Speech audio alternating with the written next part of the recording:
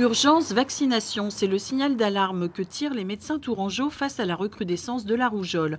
En région Centre-Val de Loire, on recense une centaine de cas depuis novembre 2017, dont la moitié en Indre-et-Loire, avec 12 cas supplémentaires depuis le début de l'année. Parce que là, on est effectivement en Indre-et-Loire des mauvais élèves, et puis en plus, en France en général, on est pointé du doigt par l'OMS, oui, et on exporte la rougeole dans d'autres pays. Si l'Indre-et-Loire est mauvais élève, c'est à cause d'une couverture vaccinale insuffisante. Seulement 76% des personnes sont vaccinées contre la rougeole. Il faut atteindre 95% de la population vaccinée pour qu'il y ait une protection à la fois individuelle et à la fois collective. Si le vaccin contre la rougeole est obligatoire depuis 2018 pour les enfants de plus de 1 an, une grande partie de la population ignore si elle est protégée contre cette maladie 10 fois plus contagieuse que la grippe. Le problème se pose pour les plus grands, voire les adultes jeunes.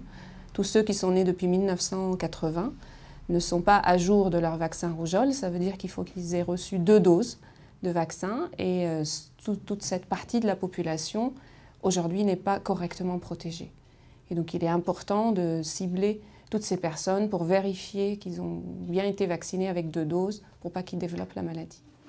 Malgré l'efficacité du vaccin, les anti-vaccins très présents sur les réseaux sociaux provoquent aussi des hésitations chez certains parents. J'en connais autour de moi